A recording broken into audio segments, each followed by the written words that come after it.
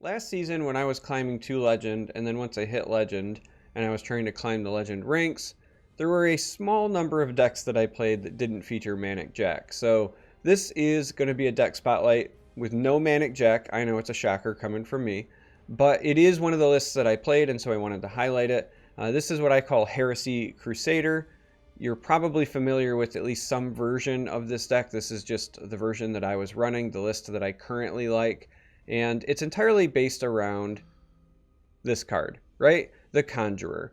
Now, the Conjurer is pretty brittle when you look at it at its base cost, right? A 5-cost 2/3 guard is nothing to write home about. However, the pilfer on this is just bonkers if you can get it to go off. Creatures you summon this turn are transformed into random Daedra. And this means it can be any random Daedra. You can get Iron Atronox, you can get the Scamp, which is actually bad. You don't want to get the new Scamp because it ruins the rest of your combo, but it is a possibility. The same thing with the Knight that self-silences. So when you get your combo off, you want to be careful and kind of play around that if possible. And we'll talk about that when we get to the gameplay videos. But it also means that you can get things like Spider Daedra, and Spider Daedra is the high roll of high rolls for this particular deck, because when it spawns, it's then going to spawn a bunch of other creatures, and they're all going to transform into Daedra as well. So the point of this deck is to play Conjurer and get the Pilfer. Now it does that, it accomplishes it with Quicksilver Crossbow. So this card allows you to play the Conjurer and then immediately trigger Pilfer from hand for 8 Magicka.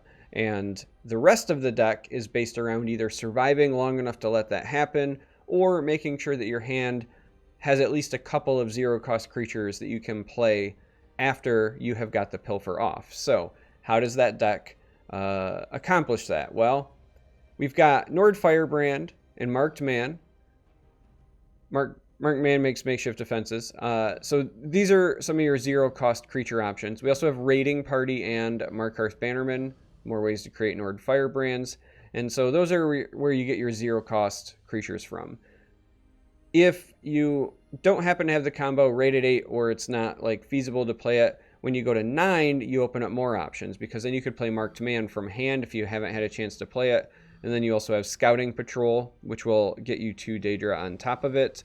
And then once you get to 10, we have a fair number of 2-drops here.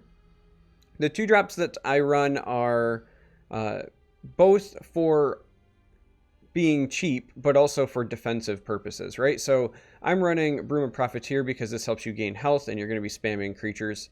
I'm running 5th Legion Trainer mostly because people see this and they panic and they try to remove it, but also the 3 health, it makes it pretty resilient. And if you need to use some of your combo pieces defensively, and what I mean by that is early on you might need to play Scouting Patrol, you might need to use a Raiding Party, things like that to trade into creatures just to make sure that you live long enough to get your combo off.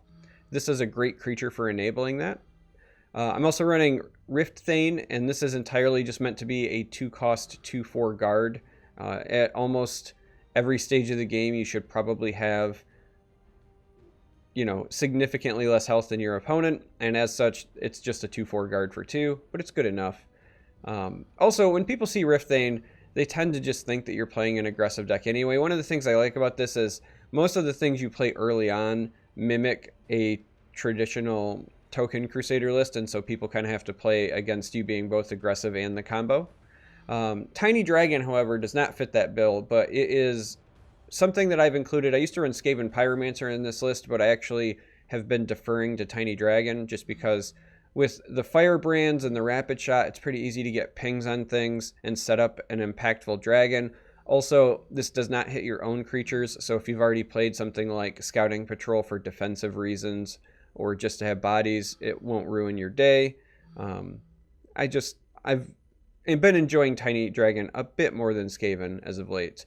Then when you go to the 3s, Golden Initiate is just a quality defensive prophecy. Crusader's Assault is to help you draw because you need to get your combo. Hive Defender is a defensive option. Piercing Javelin, again, defensive prophecy. And then the Mirror Shrine is here because we have all these cheap cards and we're a combo deck and we want to draw our combo. This is a great way to do so. So overall, this is the list. Again, it's really a combo deck that you're just trying to survive until you get to 8 Magicka, you get to 9 Magicka, and then you can get off your big combo and hope that you get a good quality high roll. When that happens, more often than not, your opponent just concedes. But even if you're way behind in games, sometimes it's a big enough swing that things can go your way.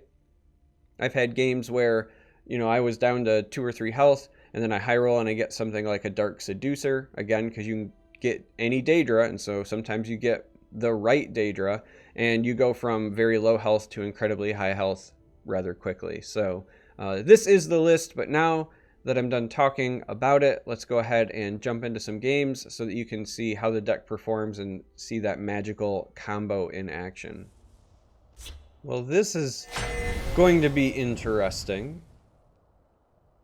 The good news is, against Tribunal, you typically... I don't think we want them in our opening hand. We'll keep the Rapid Shot, though. You typically get more than enough time to get your combo off. The bad news is they're one of the better decks at having a way to deal with your combo. There have been games where I've actually needed to combo twice against Tribunal in order to get the deck to perform the way that I want it to. I smell the stench of the living. So they're gonna go ahead and start with a Barrow Stalker. And we're gonna put this over here. This will likely eat some removal. Time to act. But we'll get it out of the way. Wrong place for a midnight stroll. And there is the removal. So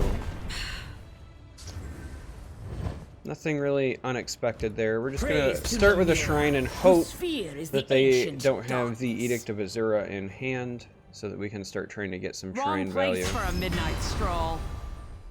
Nice try. Care to go again? This will also give us a bit more tiny dragon value here. Alright, so there's one of our combo pieces. There is actually a bit of a temptation to just javelin one of these, but we'll take See you in the next. Take the tiny dragon, I suppose. I think they're gonna end up just trading because they don't think they want to give me the rune. Place for a midnight stroll. And then play a Hive Defender. Alright, so that's semi-helpful. So at this point, what we're kind of waiting for is a smaller creature that we can hopefully run over with a Crusader's Assault and just draw a bunch of cards. Fortunately, that is not a smaller creature. But we do want to draw some more cards here. I think we're just going to let this go. I don't want to use a javelin on that, I don't think. Marked Man is helpful. This should help you. Alright, well that's unfortunate because we were just about to give ourselves some actual value here. But we're not going to now. So we're going to take the javelin here, and I suppose a 5th Legion trainer. Time to act.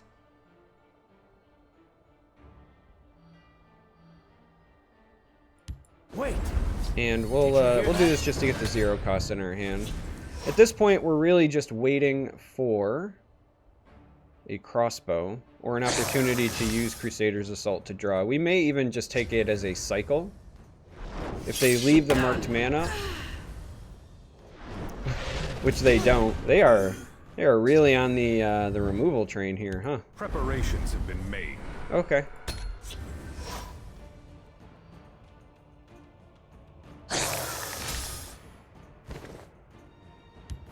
I have many important things Wow. on my mind.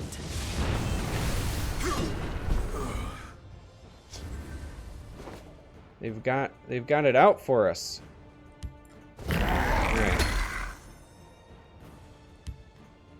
We're gonna, I guess, go ahead and do this. Big reason that we're using the tiny dragon is we want to, again, try to run this over with We'll Crusader's see Assault about and draw some this. cards. Because at this point, if we don't find our combo, we probably just lose the game.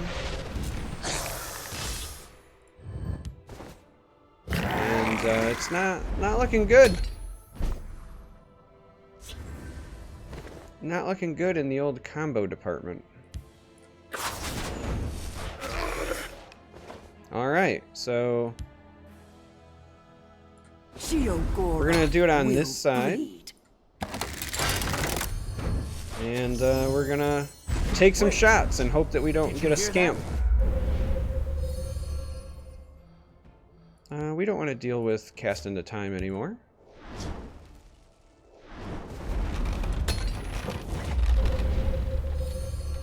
Double a creature's power and health. Sure. We'll make that bigger. That seems fine. I guess we'll give this -2, -0, so that this can attack it.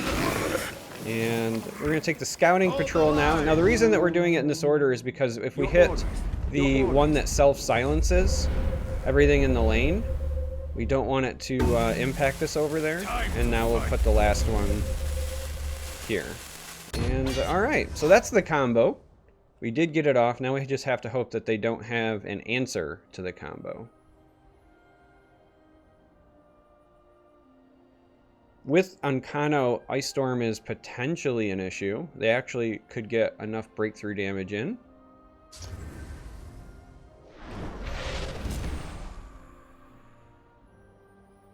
So they have a cast into time for one of our guards. The Ancano trades there.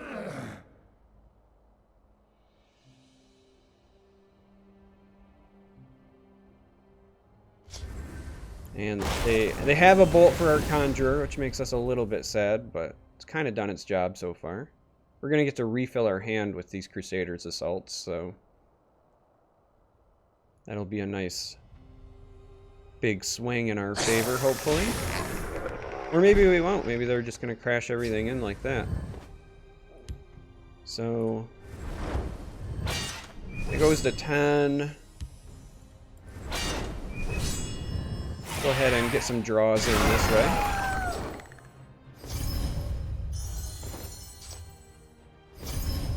That seemed beneficial. And let's go ahead and do this, but I don't think we want to give them cards quite yet. We want to draw some more ourselves and develop a Rift Thane.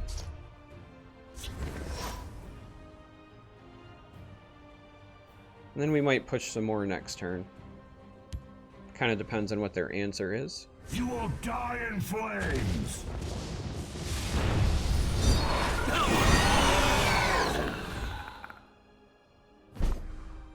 All right. So obviously Odahviing was not pleasant, but we do thankfully have an answer, and that is our Piercing Javelin. And then I think we're just going to play Markarth Bannerman and pass. Now, if the Bannerman survives, we probably win the game because we have another combo in hand. And that's the important piece here. We're hoping that they're going to try to remove the other threats.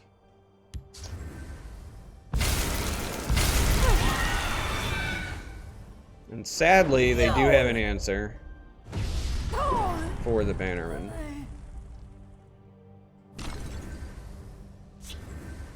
Wow, and they have an answer for our shrine. They do not want us drawing cards. Fair enough. So instead, what we are going to do is go with this raiding party.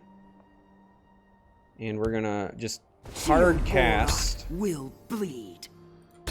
Hard cast this and see if we can bait out the last of any removal they have with the 2 cards in hand. Holding on to anything interesting? And the reason we're waiting 1 extra turn is because now we'll be able to play this Golden Initiate and get a transform as well. It's possible it just turns itself right back into a Golden Initiate. This is a Daedra, after all.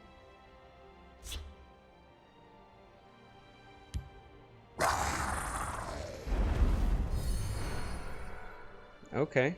So they get the other one. Speak, citizen. But we still have this one, so. For the glory of Arden Sul. We're going to go ahead and take that attack. And then we're also going to get this attack, which will nuke that side. And now we get to just kind of play whatever we want, right? Let's go ahead and take the firebrand. Take the firebrand. Take the mummy. And again, you do these over here because if you get the silence options, you don't want it to self-silence. Speak, citizen. And ruin your combo.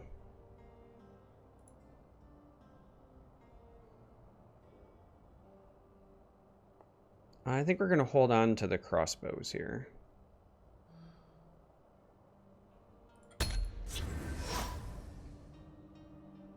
So we are going to lose our last conjurer. There will be no more combo options available. So we really need them to just have a lackluster hand. To me, you better be. At the ready.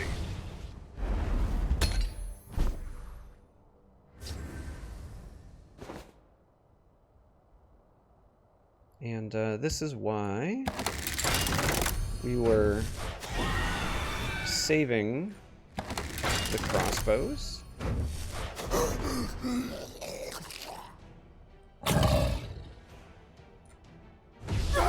So that'll just nuke it out of the way, but save the creature, which is why we take that trade. Your blood stands. Then we want the drain.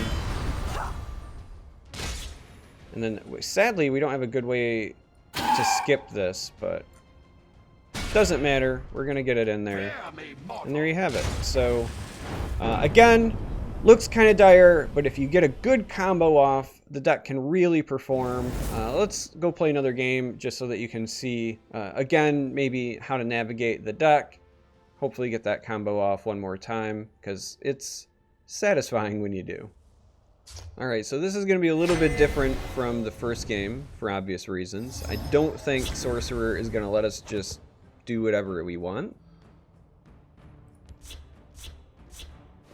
So we're going to keep this. I like the Bruma. Gives us an early option, and it also potentially allows us to gain some health. Raiding Party is also very nice to have early because we can play it and then try to set up for our combo.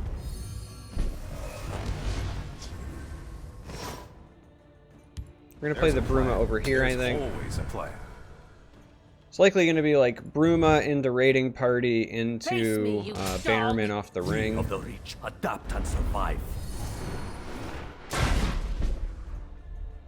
Sadly, we still don't have a good way to keep that alive.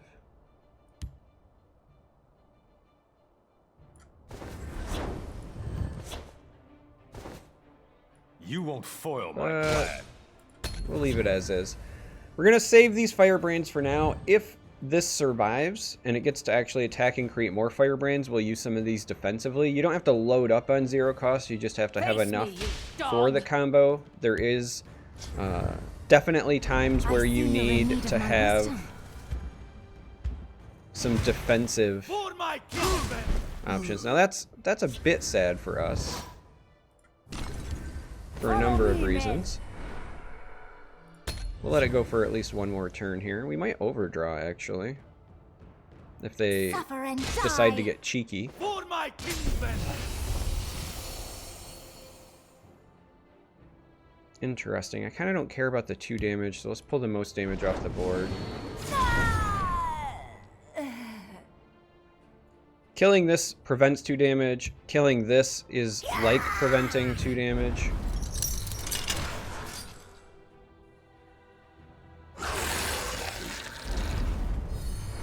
I will have your head. Alright, well that makes us sad for some obvious reasons. We could just develop another Bannerman. Or we can take a amazing Tiny Dragon play over here. Because they didn't have the Lightning Bolt this turn. So what we're going to do Praise to Namira. Let's whose do this. fears We're just the gonna ancient hope dark. Alduin, time to fight. that they still don't have it. Time to fight. And we're going to use, sadly, almost all of our combo pieces here. Superb But we're going to draw a card out of it and maybe keep the Bannerman alive. This Bruma will also help us a ton in terms of trying to stabilize our health.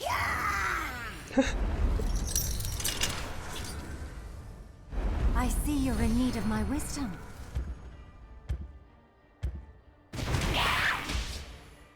Face me, you dog. Alright, so this will get to trade here. We're going to develop There's this always a plan. and the Hive Defender. There's an argument to be made about playing Scouting Patrol here. Now, the risk is, if we use our Ring Charge and then we top deck Heretic Conjurer, we are potentially hosing ourselves out of the combo. Because if this does get to attack, then we would have a really nice combo, but I think that the benefit of drawing a card from this outweighs that, and it also gives us a way to start contesting here, even just a little. If it gets rid of the ward, then that means we can trade. Or if they ignore this entirely, we could rapid shot and trade, so... Ultimately, I think this ends up being worth it.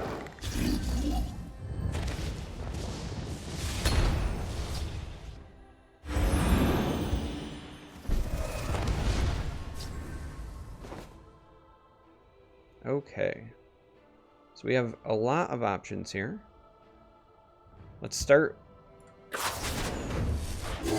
with this, though. Alright, so we did get a Conjurer, which sets us up well for the next turn.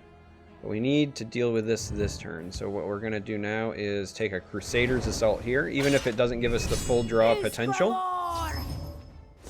Still gives us Firebrands. This can get rid of this here. This can get rid of this here. We don't quite want to give them cards yet. But Rift Thane here defensively while gaining us some more health is incredible. I will push It also means that we will get to draw another card with the Shrine. And now we should be in a really good position. Your blood. So we're stabilizing at roughly 15 health. Our opponent's at a very comfortable 27, so we can do this without breaking a rune. Let's do this. And we get a Let's Dark do Seducer. this. The Scamp. Alright, so I talked about it a little bit before. This is unfortunately the card that kind of ruins your combo, or at least stalls it, because all cards cost a minimum, so you can no longer drop your zeros. But we did at least get a Dark Walk Seducer, which is with our hopefully good Lord. enough.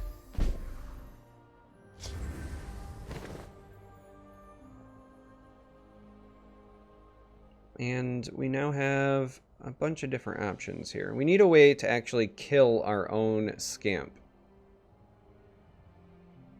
Your blood But right stands now- forfeit. We want to gain some health. We want to take advantage of our Dark Seducer. Alright, so they naturally kill the Conjurer, and that makes an awful lot of sense.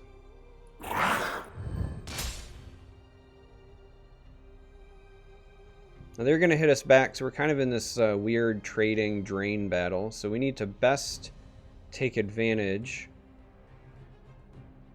of this as we can. And we don't have any ways to trigger Shrine unless we go Nord Firebrand, Initiate Bruma.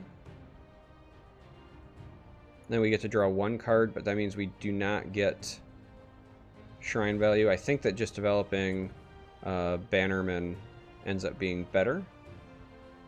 Death to the enemy. So we're gonna go ahead and take the attack. We're gonna develop Bannerman. And then also develop the Initiate. So again, they're gonna turn around and gain 7 back. Your blood stands forfeit. So we're just kind of trading that 7 health back and forth.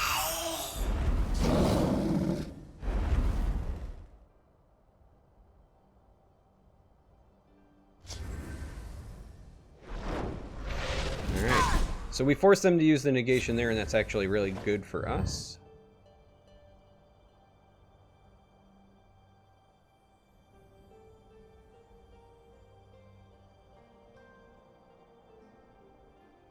Still have lots of cards that we can draw if we want, and I think we do want. Your blood stands But again, at the end of the day, we're a combo deck, so I think we just take this, knowing that that means that they're pushing 10, but again, we're draining 10 still as well, so it's kind of a net zero in the long run. And we want to play a shrine, a raiding party, and a Preparations have been made.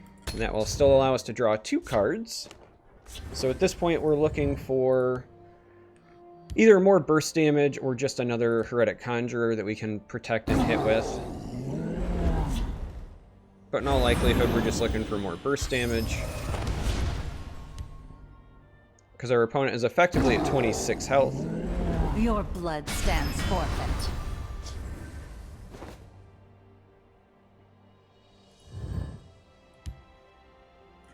We don't want to target these with actions, so I think that's fine. Your blood stands forfeit. Ita Oreo. I'll profit from your death. Kill them all! So they're at 11, and then we A can fine deal display. 8 more right now if we wanted to, getting them down to 3. I'll whip them into shape. But again, they'll have to make potentially some trades here.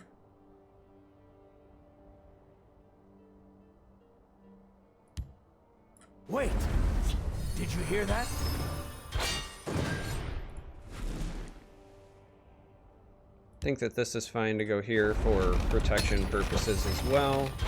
I just don't want to give them the runes until we're sure we can push for lethal. So we're going to do this and draw some more cards.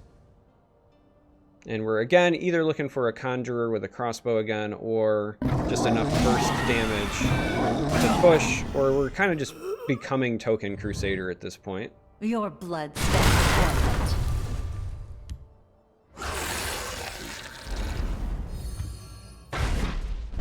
That's a really good draw for our opponent.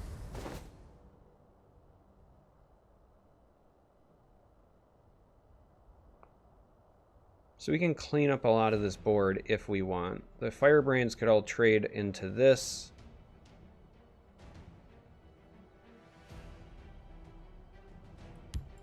Let's do this.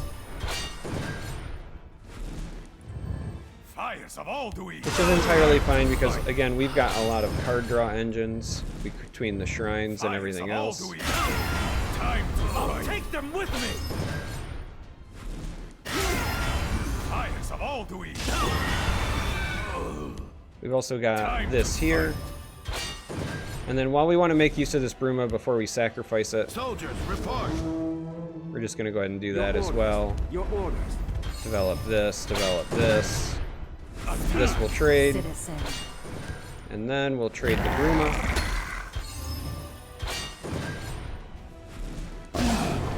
Which will allow us to draw cards.